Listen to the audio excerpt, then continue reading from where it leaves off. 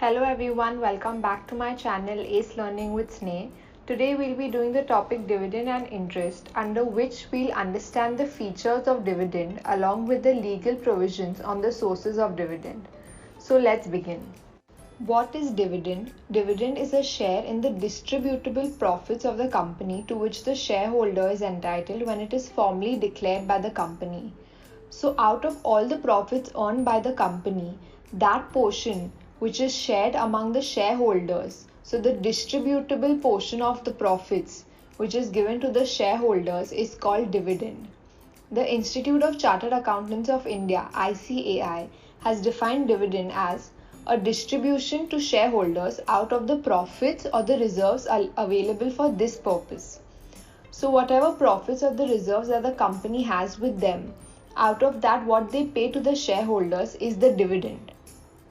And the Supreme Court has defined it as, in case of a going concern, it means portion of profits of a company which is allotted to the holders of shares in the company. So the profits which are allotted to the shareholders who are the members of the company is called dividend.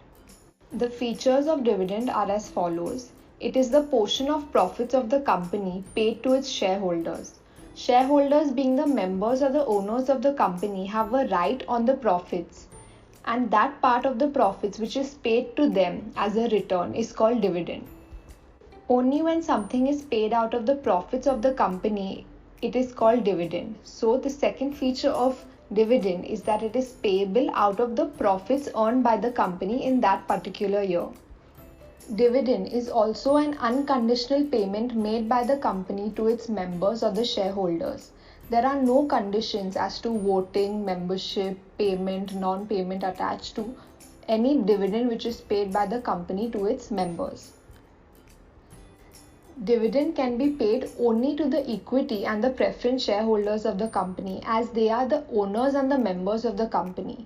And dividend is a return to the shareholders, as they have invested a part of their funds to the company.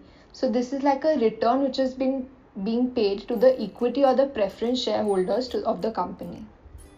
Dividend cannot be declared out of the capital of the company. It can only be declared out of the profits earned by the company.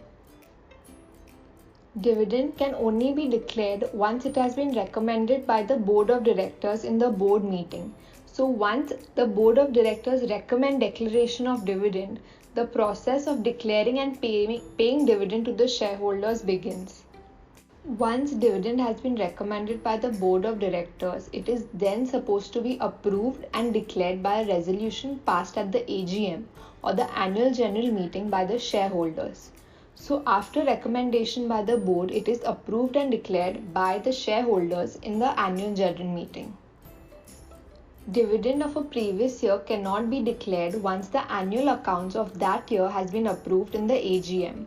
So every year the company declares its annual accounts in the AGM, and once they are approved, dividend out of that profits of the previous year cannot be declared. It can be only declared if the accounts have not been approved. But once accounts are approved in the AGM, then dividend of that year cannot be declared. Dividend once approved and declared creates a debt and it cannot be revoked. So dividend creates an obligation on the part of the company of making the payment to its shareholders, and it cannot be taken back or it cannot be revoked. Dividend includes interim dividend. Interim dividend is that dividend which is paid in the middle of the accounting year, that is before the finalization of the annual accounts for that year. Dividend must always be paid in cash and not in kind. And the last one, dividend cannot be paid on the calls paid in advance by the shareholders of the company. Legal provisions on the sources of dividend.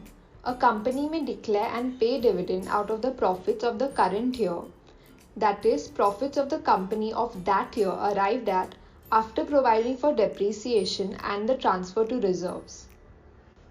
A company may also declare and pay dividend out of profits of the company of any previous financial year after providing for depreciation if the annual accounts of that year has not been approved in the AGM. Dividend can also be paid out of money provided by the central or the state government for that purpose specifically. Another source of dividend is out of the capital profits of the company.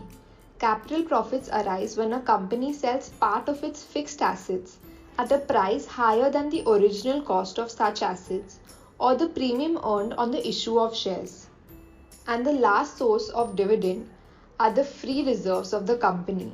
Free reserves are the reserves available for distribution of profits of that company of that year.